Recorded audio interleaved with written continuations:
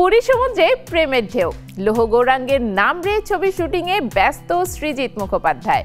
আর নায়িকা সুস্মিতার ক্যাপশনে সারা খোপার সঙ্গে সেলফি, তাতে পরিচালকের লাভ রিয়াক্ট। টলিউডের প্রশ্ন, ছবির গল্পের বাইরেও কি জমেছে প্রেমের নতুন চিত্রনাট্য?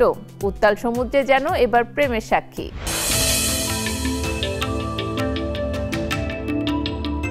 উড়িষ্যার পুরীতে চলছে সৃজিত মুখোপাধ্যায়ের স্বপ্নের প্রজেক্ট লৌহ গৌরাঙ্গের নাম রে ছবি শুটিং। 6 বছর ধরে আগলে রাখা গল্প এবার বড় পর্দায় প্রাণ পাচ্ছে। কিন্তু ছবির দৃশ্য ধারণের মাঝেই টলিউডে উঠেছে আরেক গুঞ্জনের ঝড়। পরিচালক সৃজিত মুখোপাধ্যায় এবং এই ছবির অন্যতম অভিনেত্রী সুস্মিতা চট্টোপাধ্যায়ের মধ্যে কি প্রেমের সুর বাজছে? 16 জুলাই ছিল ছবির শুটিংয়ের শেষ দিন। সেদিনই পুরীর সমুদ্র পাড়ে সৃজিত সুস্মিতার একটি সেলফি ইনস্টাগ্রামে ঝড় তোলে।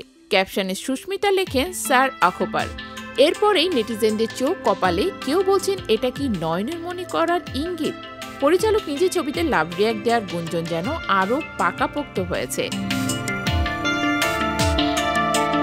শুধু এই একটি ছবি নয়, সূত্র বলছে ছবির কাজের সূত্রে সৃজিত সুস্মিতার ঘনিষ্ঠতা অনেকটাই বেড়েছে। মার্স ইন কলকাতা নাটকে সৃজিতের অভিনয় দেখতে গিয়েছিলেন সুস্মিতা। আবার একাধিক সিনেমার প্রিমিয়ারে তাদের একসঙ্গে দেখা গেছে।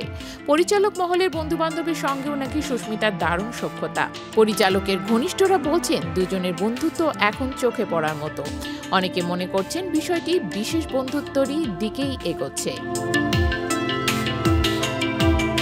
যদিও এখন পর্যন্ত এই প্রেম কাহিনীর কোনো অফিসিয়াল স্বীকৃতি আসেনি, না সৃজিতের মুখে না সুস্মিতার। এমনকি সৃজিতের স্ত্রী রাফিয়াত রশিদ মিথিলাও এ বিষয়ে মুখে কুলু পেটেছেন।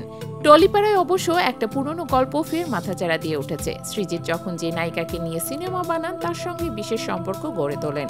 যদিও মিথিলার সঙ্গে বিয়ের পর সেই অধ্যায় থেমে গিয়েছে বলে অনেকের ধারণা। কিন্তু এখন পুরী সমুদ্রকে সাক্ষী রেখে সৃজিত আবার কি পুরনো ছন্দে ফিরছেন? লৌহ গৌরাঙ্গের নাম রে মুক্তি পাবে চলতি বছরের বড়দিনে। ছবির মতোই 3 শতাব্দীর 3টি প্রেমের গল্প যেমন কৌতূহল বাড়াচ্ছে দর্শকদের মধ্যে, তেমনি পর্দার পেছনের এই চতুর্থ প্রেম গাথা নিয়েও এখন মুখর নেট দুনিয়া। শেষ কথা, সিনেমা হিট হোক বা না হোক, পরিচালক নায়িকার রসায়নিত মধ্যেই দর্শকদের মন কেড়েছে। এবার শুধু অপেক্ষা, প্রেম সত্যি হলে সেটা কি তারা স্বীকার করবে, নাকি এই প্রেমও স্পেশাল ফ্রেন্ডশিপ বলেই থেকে যাবে।